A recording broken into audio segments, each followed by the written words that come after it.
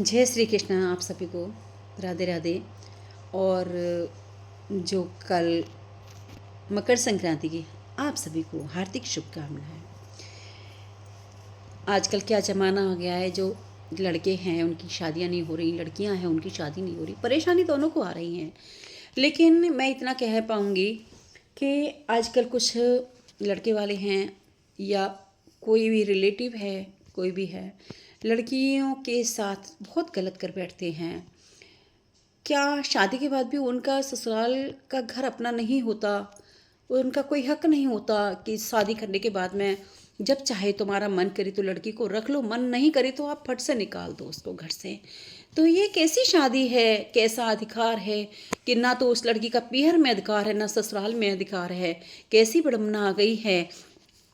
आपका मन करा, आपने शादी की और लड़की को जब मन करा घर से निकाल दिया। इस तरीके से कांड चल रहे हैं। तो ये लड़की को आप कष्ट देने की बजाय, सुख देने की बजाय आप कष्ट पे कष्ट दिए जा रहे हैं। क्या उस लड़की की आत्मा नहीं पड़ेंगी? इस तरीके से नहीं होना चाहिए। समाज में आजकल बहुत घरों में इस तरीके से हो रहा है कि तलाक इतने हो रहे हैं, इतने घर बर्बाद हो रहे हैं कि बस कुछ कहना ही नहीं। मान लो अगर लड़की कि कोई 19-20 कोई बात भी है तो अपने बच्चे की भी होती है, अपनी बेटी की भी होती है, उसको दबाई जा सकती है, उसको समझाया जा सकता है। लेकिन इस तरीके से लड़कियों की ज़िंदगी ना खराब करें, ना लड़कों की करें। संभल के चलें। हमें पेरेंट्सों को समझना होना चाहिए। हम पेरेंट्स नहीं समझेंगे तो हमारे घर नहीं बसेंगे, हमारे घर बर्बाद हो चुके होंगे। इसीलिए हम पेरेंट्सों को समझना चाहिए। चाहे लड़का हो चाहे लड़की हो, सभी लड़के वाले हैं, सभी लड़की वाले हैं। लेकिन हम गलती कर बैठते हैं बू में आकर के। आजकल कलयुग चल रहा है, कलयुग में आकर बू बहुत हो गई है। चाहे वो लड़के वाले में है चाहे लड़की वाले में, मैं किसी की भी नहीं कह रही, लेकिन फिर भी हम दोनों को, लड़के वालों को भी समझना है और लड़की वालों को भी समझना है। मेरा भी लड़का है, मेरी भी बेटी है, आपके भी लड़का है, आपकी भी बेटी है, लेकिन समझ किसी को नहीं आ रही कि ये घर क्यों टूट रहे हैं।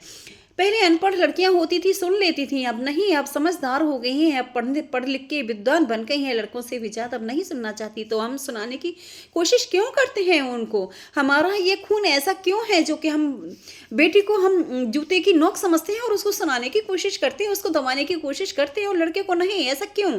हम लड़के को क्यों नहीं दबाते? लड़की को क्यों दबाया जाता है? तो इसीलिए लड़कियों को नहीं दबाना चाहिए, इसी को कुछ नहीं कहना चाहिए। हमें बराबर समझना चाहिए, चाहे लड़का हो चाहे लड़की हो।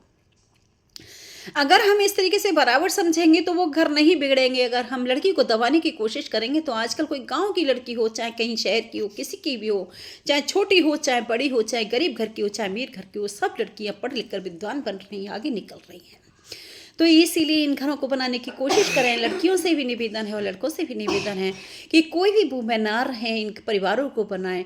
और सभी कास्टों में भी देखें, कुछ थोड़ी मैं नाम नहीं लेना चाहूँगी क्योंकि सामाजिक सोशल वो है तो अच्छा नहीं लगेगा, लेकिन सब धर्मों में देखो कि इस तरीके से नहीं हो रहा और हमारे हिंदुओं में कुछ ज़्यादा ही हो रहा है।